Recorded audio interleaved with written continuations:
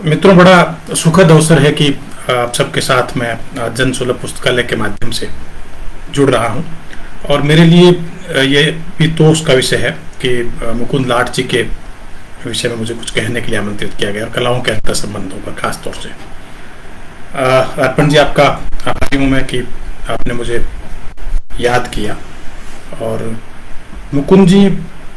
के बारे में जितना कहा जाए मुझे लगता है कम होगा। मैं जन सुलभ पुस्तकालय को भी खास तौर से बधाई देना चाहता हूं, बल्कि एक प्रकार से कृतज्ञता भी जन सुलभ पुस्तकालय के प्रति ज्ञापित करना चाहता हूं कि मूर्धन्य जो लोग हैं उनकी स्मृति को अक्षुण्ण रखने के लिए आपने उपक्रम किया है। मुकुंद लाट जी पर कलाओं के अंतर संबंधों पर मैं जब विचार करता हूं तो मुझे लगता है कि मुकुंद जी एक ऐसे मर्मज्ञ विद्वान थे जिन्होंने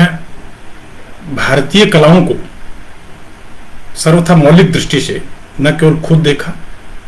बल्कि बार बार अपने लिखे में और चिंतन से दूसरों को भी उकसाया कि वो उस दृष्टि को अंगीकार करे कि कैसे हम भारतीय कलाओं को देखें, कैसे सुने और गुने उनको जो है। खासतौर से कलाओं के अंतर संबंधों की बात करें तो मुझे लगता है कि बहुत से स्तरों पर स्थूल विचार तो कलाओं के अंतर संबंधों पर किया गया है। ठीक वैसे ही जैसे कई बार कहते हैं कि रागमाला के जो चित्र बनते हैं उनका संगीत से संबंध है। विष्णु धर्मोत्तर पुराण का प्रसंग हम लोग लेते हैं कि विष्णु धर्मोत्तर पुराण में जो है ऋषि मार्कंडेय और राजा वज्र का संवाद है, और वो संवाद बड़ा रोचक है। सभी लोग उस संवाद को याद भी करते हैं कि ऋषि मार्कंडेय के पास वज्र जाते हैं और कहते हैं कि मुझे संगीत सीखना है। वो कहते हैं संगीत के लिए आतोद्य वाद्य यंत्र का ज्ञान जरूरी है। कहते ठीक है, आप मुझे आतोद्य का ज्ञान करा दीजिए। तो कहते हैं आतोद्य के लिए गीत का ज्ञान जरूरी है। बोले ठीक है, गीत का ज्ञान करा दीजिए। गीत के लिए नृत्य का ज्ञान जरूरी है। और इस तरह से संवाद चलता है। और उसका जो मूल होता है वो ये होता है कि हर कला दूसरी कला से मिलकर ही पूर्णता को प्राप्त करती है।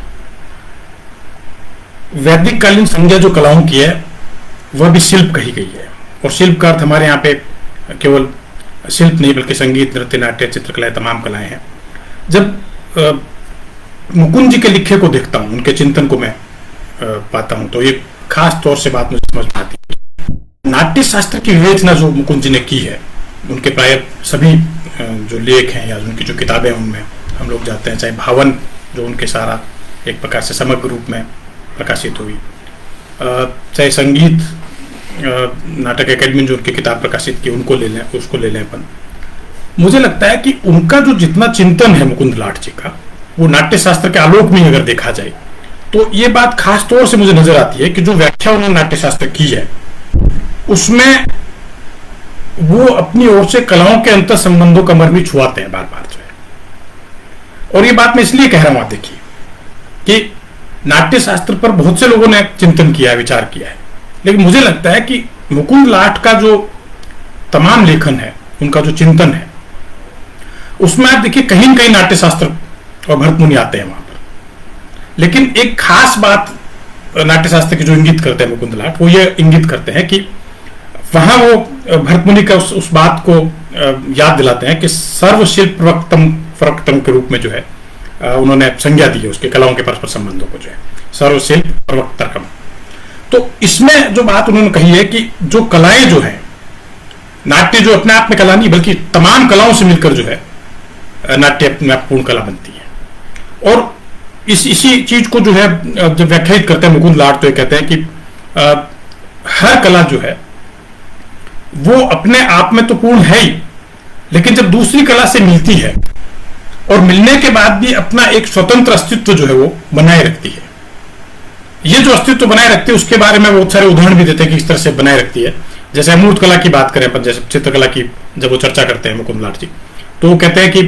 एब्स्ट्रैक्ट के पास हम लोग अमूर्त कहते हैं उसको, एब्स्ट्रैक्ट को जो है बहुत से स्तरों पर जो है। लेकिन वो कहते हैं कि अभिनव के शब्द उन्होंने विशेष रूप से प्रयोग किए वहां पर कि एब्स्ट्रैक्ट के बजाय स्वयं प्रतिष्ठ कहें उसको। तो उस स्वयं प्रतिष्ठ की जो बात वो कहते हैं, वही बात वो कलाओं के अंतर संबंधों पर भी चर्चा में करते हैं कि हर कला जो है दूसरी कला से मिलती है, बहुत कुछ लेती है, लेकिन वो अपना एक स्वतंत्र अस्तित्व भी बनाती है। और उस स्वतंत्र अस्तित्व कैसे बनाती है कि वो स्वयं प्रतिष्ठित होती है अपने उसमें। जैसे भरतमुनि के नाट्यशास्त्र की चर्चा जब वो करते हैं तो एक तंडु का खास तौर से उल्लेख करते हैं कि कैसे सारे जाते हैं वहां पर शिव के पास में, शिव जाते हैं वहां पे, वो कहते हैं कि मेरा नृत्य इसमें डाल दो, इसमें जो नाट्यशास्त्र जो है। और वो जो नृत्य जो होता है उनका, वो कैसे अंगहार जो नृत्य के बनते हैं, उन सारी की चर्चा उसमें करते हैं अपने लिखे में और चिंतन में। और फिर बताते हैं कि कैसे नृत्य स्वयं प्रतिष्ठित होता है, नृत्य अपने आप में जो है उसमें शोभा होती है और वो उसकी अपने आप में स्वतंत्र जो है अस्तित्व उसका जो होता है। इसी तरह से राग के इतिहास की जब मुकुंद लाट चर्चा करते हैं तो उसमें वो कहते हैं कि राग जो है हर बार जो है अपने नए प्रयोग में जो है अपनी स्वतंत्र प्रतिष्ठा स्थापित करता है। और मुझे लगता है कि उनका जो जितना चिंतन है, जैसे भावन जो शब्द दिया उन्होंने मुकुंद लाट ने, उस भावन शब्द के मर्म में अगर जाते हैं तो खास तौर से याद आता है अपने लोगों के कि कैसे उसमें उन्होंने किया है कि ध्यान मनन और चिंतन के साथ गवेषणा जो है उसको भावन में लिया जाता है। मुझे लगता है उन्होंने भावन शब्द इसीलिए रखा अपने संग्रह का नाम भी जो है कि उसमें साहित्य और कलाओं का जो है बड़ा मिला जुला रूप है निबंधों का जो उनका जो है। और बहुत सारे जो निबंध उनके जो है उन निबंधों में एक दृष्टि, जैसे मैंने पहले इंगित किया था, खास तौर से उभर कर आती है कि वो किसी एक कला की चर्चा करते हुए दूसरी कला का जो अपने आप में जो अस्तित्व है उसको स्थापित करते हैं। और मुझे एक बात और लगती है मुकुंद लाट के जो उनका पूरा जो लेखन है, उनका जो चिंतन है उसके बारे में, कि हम लोगों के यहाँ पर शिष्ट और जो दूसरी जो कलाएं जो हैं, अभिजात जो कलाएं शिष्ट के साथ साथ में जो है, उन कलाओं के रूपों का तो बहुत से स्तरों पर वर्णन हुआ है, उनका दूसरी कलाओं से संबंधों के बारे में भी चर्चा की गई है। पर मुझे लगता है कि इन पर विचार की परंपरा का उन्देश कहीं पर किसी ने किया है तो मुकुंद लाट ने किया है। और मैं इसमें एक और बातचीत प्रस्तावित कर देता हूं कि कलाओं के अंतर संबंधों को अगर कहीं जीने का कार्य किसी ने किया है अपने लिखे से और दूसरे जो चिंतन में जो है, तो मुझे लगता है कि वो मुकुंद लाट ने किया है। उनके मैं ये भी कई बार विचार करता हूं, मैंने एक दफा उनसे कहा भी था, उनसे जब चर्चा हुई थी, मैंने उनको कहा कि आपका जितना भी लिखा हुआ है उस सारे लिखे हुए में एक खास तौर से उभर कर बात आती है, शायद आपने इंगित नहीं किया मुकुंद जी ने, कि उसमें कलाओं के अंतर संबंधों की गूंज जो है